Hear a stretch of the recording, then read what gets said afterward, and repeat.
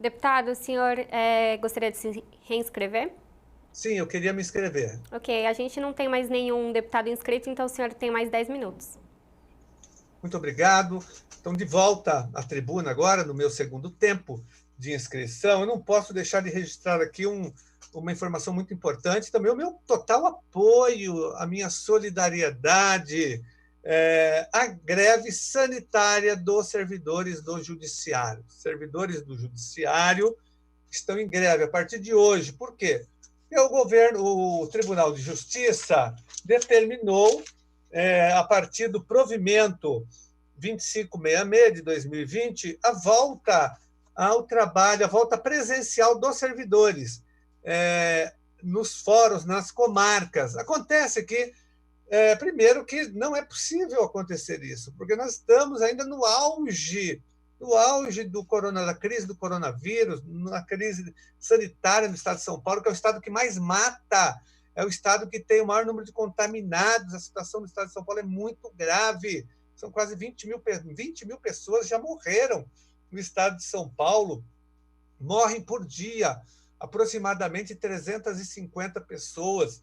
É um Boeing 747 caindo todos os dias no estado de São Paulo e caindo em lugares onde as pessoas não têm condições econômicas, né? Caindo na cabeça dos trabalhadores, das pessoas pobres. E há muitas mortes no estado de São Paulo. E o governo estadual está flexibilizando demais. Nós somos totalmente contra essa flexibilização que está expondo a população a mais mortes. Agora, o Tribunal de Justiça, que deveria dar o exemplo para a população, para o governo, também entrou nessa onda de ceder a esses interesses, a essa lógica econômica que é defendida pela Fiesp, pela Associação Comercial, por grupos econômicos. Não, nós não podemos aceitar isso.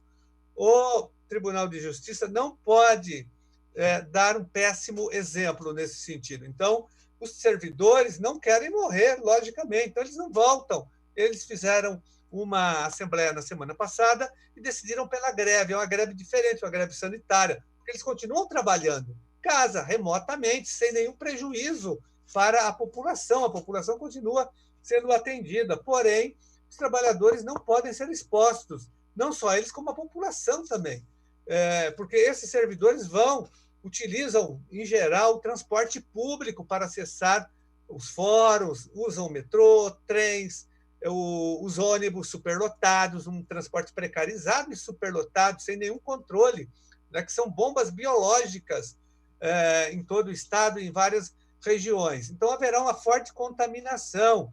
Por isso que os servidores decretaram greve, e eles têm razão, e nós apoiamos aqui pela Assembleia Legislativa essa greve sanitária. Repito, eles continuam trabalhando, não há nenhum prejuízo para a população, nem para o Tribunal de Justiça. A justiça continua sendo garantida, mas eles não vão se expor e nem expor a população e os seus familiares, a vida acima de tudo. Então, quero manifestar esse apoio e dizer também que nós estamos acompanhando já há um bom tempo a situação dos servidores do Judiciário. Eu entrei em contato com muitos oficiais de justiça que estão trabalhando, assistentes sociais, psicólogos, estão reclamando. Olha, nós estamos esses já estão trabalhando, eles não saíram, o oficial de justiça não faz o trabalho remoto, e eles estão expostos e reclamando que não tem acesso a IPIs. Eles, até agora, em 4 meses de pandemia, só receberam uma máscara e um gel do Tribunal de Justiça. Então, não é possível voltar nessas condições. Nós só podemos voltar quando houver, de fato, condições sanitárias adequadas, e isso não existe. Então, é muito importante esse movimento dos trabalhadores do Judiciário. A greve deles é justa, é democrática, está dentro da legalidade e, sobretudo, porque é uma greve em defesa da saúde e, sobretudo, da vida dos servidores e da população. Todo o nosso apoio aos servidores e também a luta dos servidores do Ministério Público Estadual, que estão na mesma situação, vão ter que voltar. Tem também uma decisão aqui, uma resolução 1214 de 2020, determinando a volta dos servidores do Ministério Público no próximo dia 3 de agosto, que nós também somos contra, porque é a mesma situação. né? Nós não podemos expor os servidores e a população à contaminação. Já fiz aqui um pronunciamento em relação aos servidores do Ministério Público, já encaminhei um pedido também ao Procurador-Geral de Justiça para que ele reveja e anule essa resolução, como também já fiz o mesmo em relação ao provimento do TJ, o provimento 2566.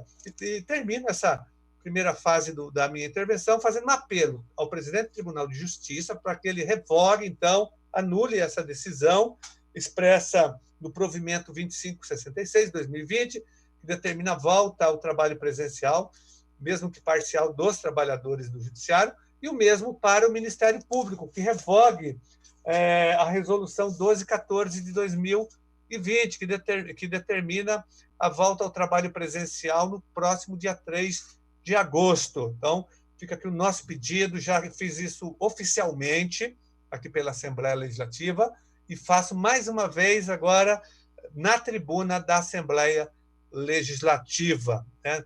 Que não é possível a volta ao trabalho nem do MP e nem do Tribunal de Justiça. E concluo também estendendo, logicamente, esse mesmo pedido e essa exigência à Secretaria Estadual de Educação e ao governo Dória para que revogue imediatamente o decreto que determina a volta às aulas no estado de São Paulo, que é um absurdo total, é inacreditável e não tem lógica o que o governo está fazendo. O governo está proibindo, não vai ter Fórmula 1, não vai ter carnaval, não vai ter cinema, não vai ter teatro, não vai ter a parada LGBT, não vai ter a marcha para Jesus, não vai ter nenhum evento público, tudo fechado. E, no entanto, os estádios de futebol fechados, e está certo. Só que as escolas serão abertas, as escolas que são bombas biológicas, né? Que têm um alto grau de contaminação, não só do coronavírus, mas de várias doenças, todos sabem disso. Eu vi agora uma pesquisa mostrando que do início da pandemia até agora, quando as escolas foram fechadas, diminuiu drasticamente o atendimento em pronto-socorro infantil, porque as crianças não estão mais adoecendo, porque elas estão em casa, não estão em contato com as outras. Então, diminui muito o número de doenças na infância e na adolescência. Porque a escola ela é um lugar de muita vida, de muitas relações, e tem essa contaminação que é natural. Por isso que elas devem ser as primeiras a serem fechadas e as últimas a voltarem a funcionar. O governo Dória fez o contrário, elas serão abertas antes do carnaval, de tudo. Não tem lógica isso. O governo Dória está também se colocando a serviço dos interesses econômicos das escolas particulares, das grandes escolas particulares, que estão pressionando. Nós não vamos voltar. Dia 8 ninguém volta, vai ter greve geral da educação, os pais não enviarão seus filhos para as escolas, os professores não irão, os servidores em geral da educação, quadro de apoio escolar não estará lá, os gestores não estarão. O governador que vai sozinho abrir as escolas, ele e o secretário Roscielli, que inclusive foi infeliz quando tentou naturalizar num discurso as mortes das crianças, ao rebater, ao tentar desqualificar aquela pesquisa de um professor, doutor matemático da Fundação Getúlio Vargas, fez uma pesquisa dizendo que pelo menos 17 mil crianças na faixa de 5 anos morreriam se nós tivéssemos a volta às aulas. Ele fez um cálculo, 17 mil crianças no Brasil, só nessa faixa etária de 5 anos, morreriam. O secretário, para tentar desqualificar o estudo, disse que não, ele errou, que o matemático errou, que, na verdade, só 1.500 crianças morreriam, não 17 mil. Então, pegou muito mal. Isso aí é uma tentativa de naturalizar as mortes que nós não aceitamos. Cada vida vale e todas as vidas importam. Nós não aceitamos que nenhuma criança morra, nenhuma pessoa morra no estado de São Paulo. A vida acima de tudo, essa é a grande verdade, acima do poder econômico, né, acima da burocracia e dos desejos aí do governo Dória. Então, nós repudiamos veementemente o decreto, que eu já tomei providências, inclusive já acionei o Ministério Público contra o decreto, já apresentei um PDL para revogar o decreto, um PDL que está tramitando aqui na Assembleia Legislativa.